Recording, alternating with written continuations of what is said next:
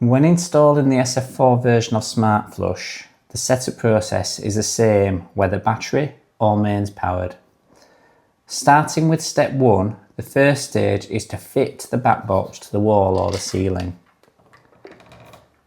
The sensor has a 5 metre range, so if you're within 5 metres and you can see the controller, it's likely it can see you. You can extend the cable if required, making sure to connect the blue and the brown wires to the correct polarity.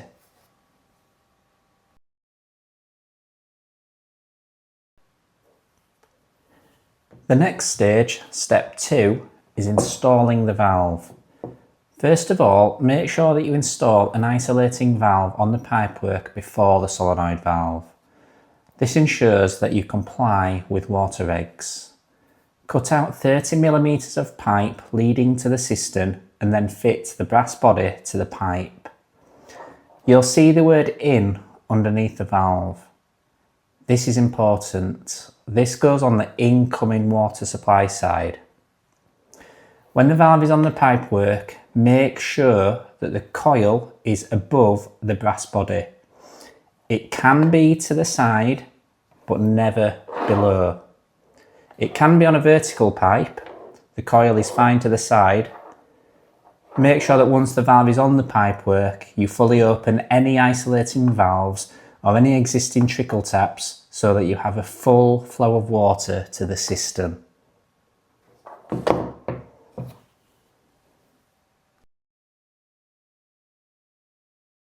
The next stage, stage 3, is fitting the cable and the cable gland to the box.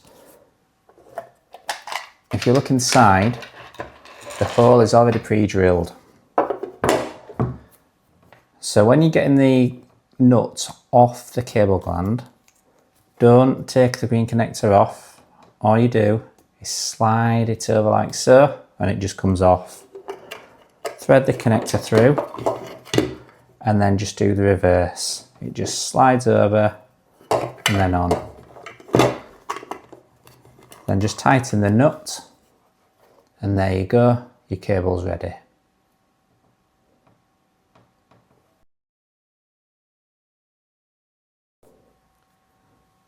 So step 4 is about setting the switches.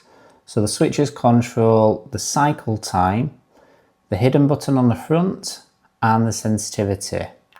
So first of all, remember that the valve will always open towards the end of a cycle to enable a full and quick fill of the cistern.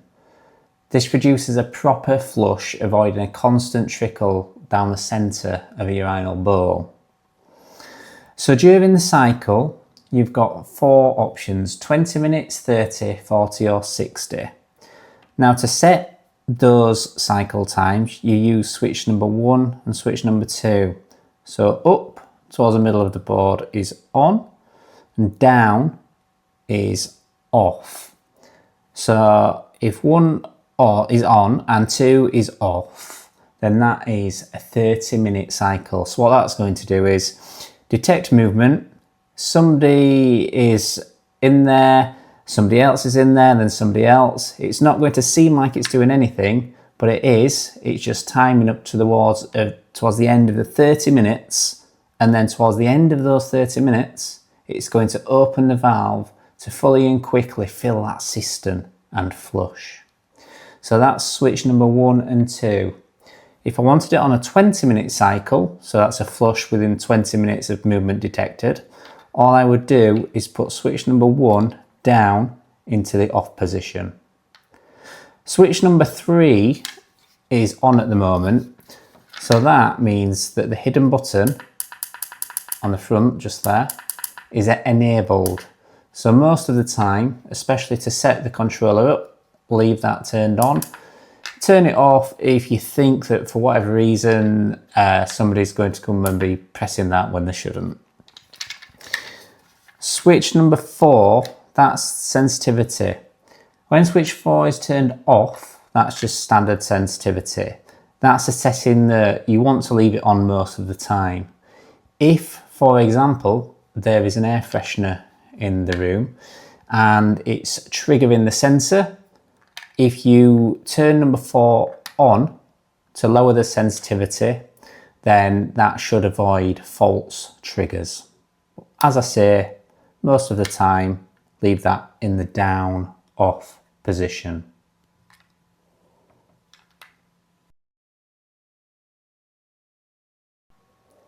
Next, we have stage 5. So connect the battery pack to the control board, like so.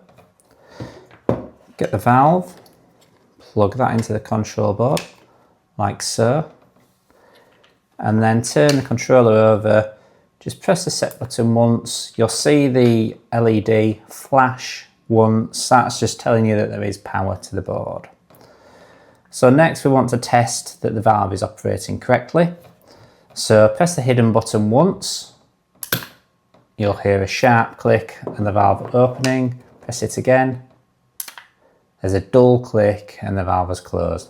Make sure that on each press, when you press it the first time, there's a flash and a sharp click, as follows, and then press the button again. There won't be a flash this time, and that's the valve closing with a dull click. So again, sharp click and a flash, dull click and no flash.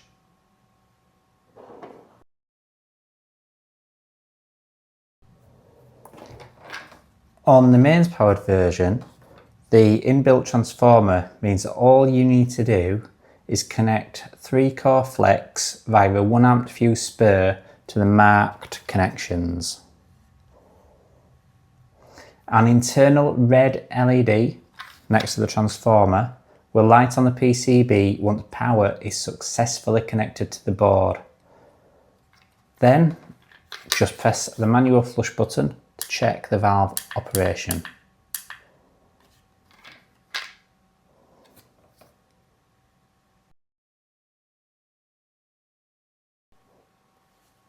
Next, step 6. So this is the maintenance flush or hygiene flush. This can occur either every 8 hours, 12 hours or 24 hours if movement hasn't been detected. So say for example, a school maybe over a weekend, all it's going to do is just put some water down the drains to keep things fresh. So make sure that the isolating valve is fully open. Next, all you're going to do is switch 3 into the down position. That's turning switch 3 off. Next, you'll need the set button on the inside and the manual flush button on the outside. Hold the set button down, tap the hidden button and then let go of the set button. You'll see the sensor in the middle flashing. The flash tells you what the time interval is. So at the moment, the flash is 3 times. So what that means is that it's on a 12-hour cycle. So if I want to change that, I can just press the set button on the inside once.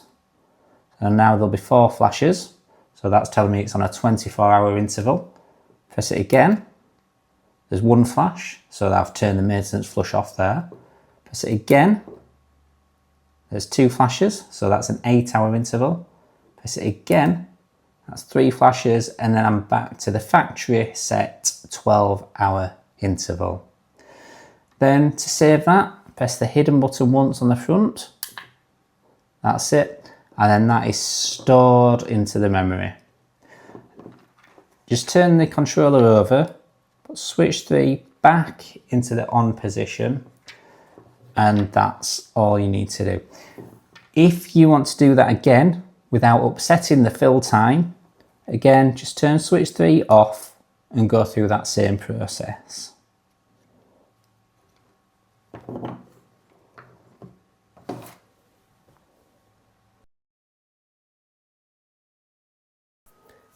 The next stage, stage 7, is emptying the cistern ready to set the fill time.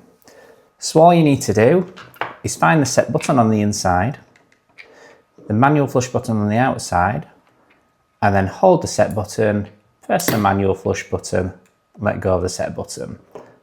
You'll see the sensor in the middle flashing at you with even flashes. That tells you that it's in set-in mode. At this point, just check that there's a good flow of water. If you do need to slow the water down for any reason, you can use the trickle tap on the end of the pipe if required. All you need to do then is, once the cistern starts to empty and flush, press a hidden button on the front to close the valve, and then just wait for all the water to empty out of the cistern, and then you're ready for step 8.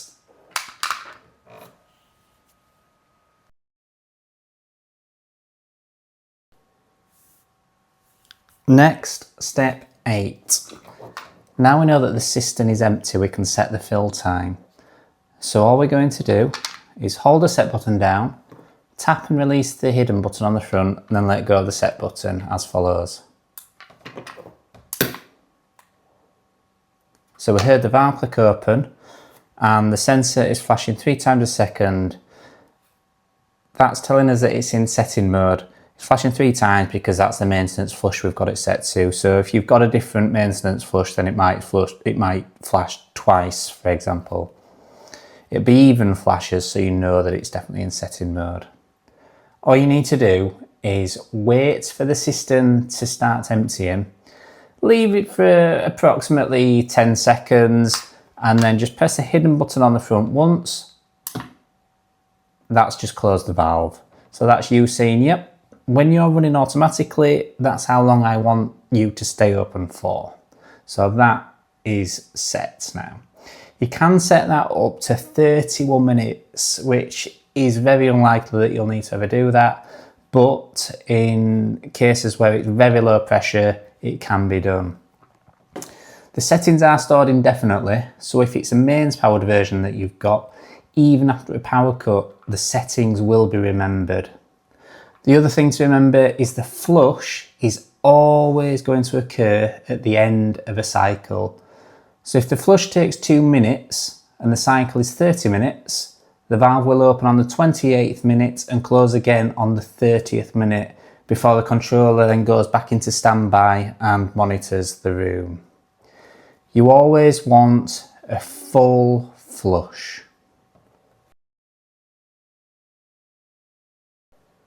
Next, step 9. Just check that your cable gland is nice and tight. Set switch 3 as you would prefer. Normally you would leave it on. If you leave it on, it means that cleaners, for example, can come and just press it once to open the valve and rinse the urinals down after they've been cleaned. Then you can just screw the front onto the back box. So check screws are nice and tight, you're happy, the cable's nice and neat. If you want to test the unit at the end, all you need to do is press the hidden button once, like that, and just leave, that opens the valve, and just leave it running. You'll see that the system will flush and then the valve will close all by itself. Once you've done that, you're finished. That's all you need to do.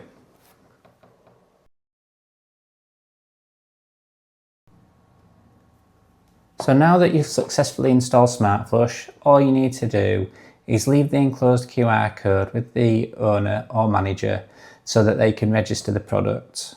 Also leave the instructions with them. Explain section 4, that's the switch positions, to the person in charge of building maintenance. Also, just briefly explain how SmartFlush works. If there's ever any queries, once either during installation or after the installation or even before, please feel free to just give us a call at any time.